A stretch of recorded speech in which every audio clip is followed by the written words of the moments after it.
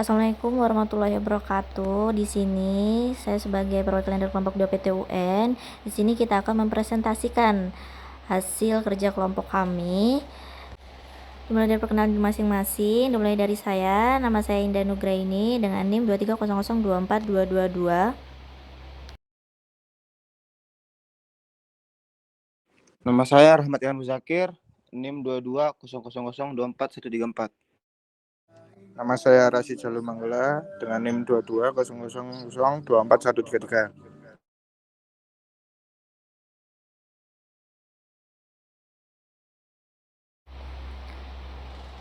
Selanjutnya Mas Rifki Andre Erlangga dengan NIM 230024247.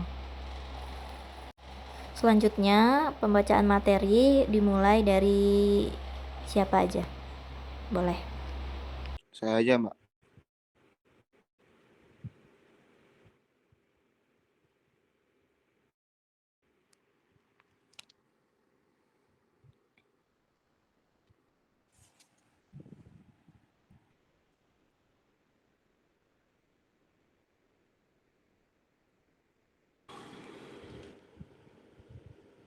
Baik, pertama ada latar belakang. Dalam negara hukum, setiap tindakan pemerintah harus dapat dikontrol secara hukum. Hal ini untuk memastikan tidak ada kekuasaan yang bertindak sewenang-wenang tanpa pertanggungjawaban.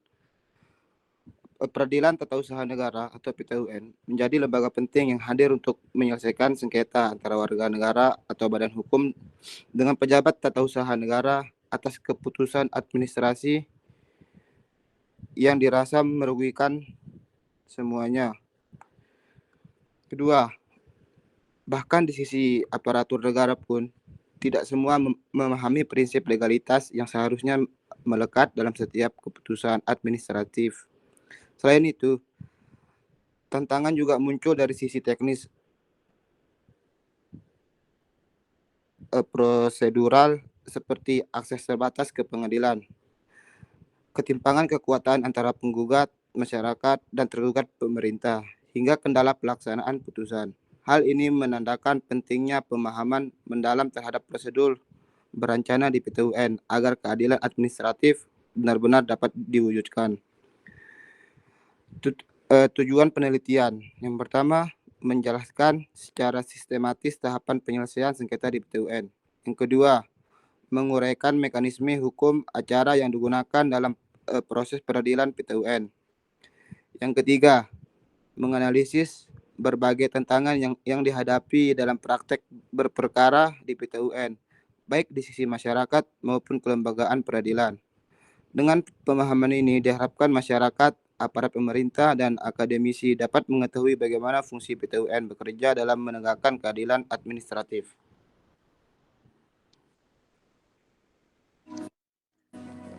Selanjutnya, metode penelitian.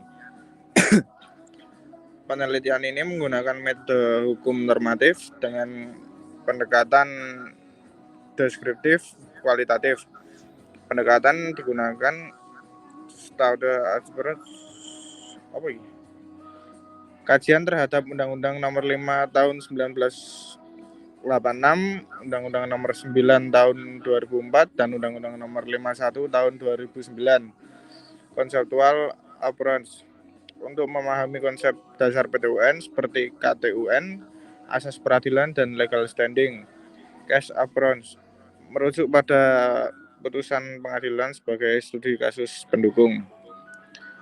Sumber data,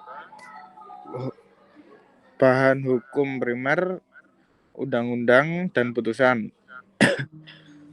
Bahan sekunder, jurnal, buku teks, bahan tersier, kamus hukum. Data dianalisis secara sistematis untuk menggambarkan secara utuh bagaimana proses beracara di PTUN berlangsung serta kendala apa yang dihadapi dalam praktiknya.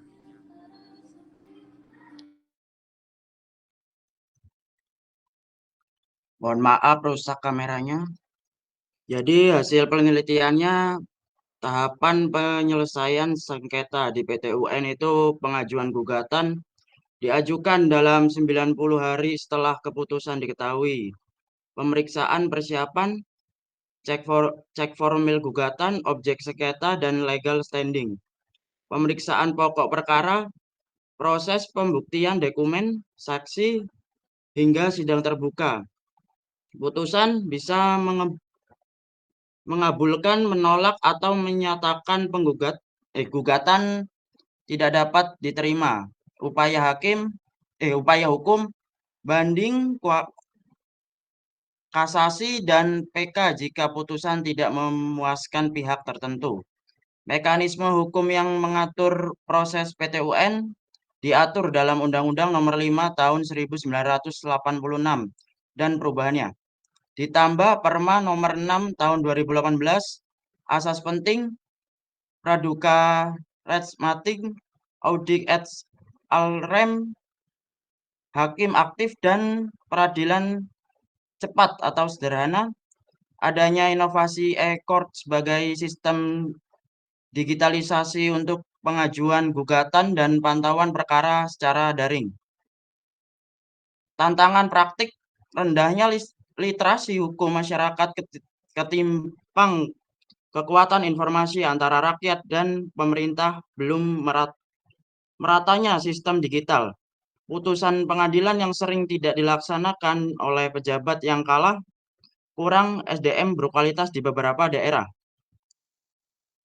Kesimpulannya, prosedur beracara di PT-UN pada dasarnya telah memiliki landasan hukum yang kuat dan tahapan yang sistematis, mulai dari pengajuan, gugatan, hingga upaya hukum lanjutan.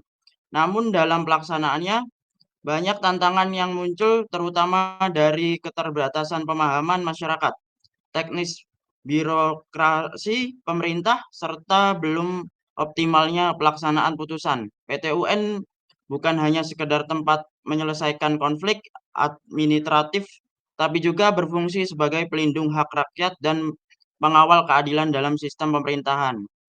Diperlukan edukasi hukum yang lebih luas, perluasan sistem digital, dan komitmen semua pihak untuk menjadikan PT-UN benar-benar efektif dalam mewujudkan prinsip negara hukum. Terima kasih.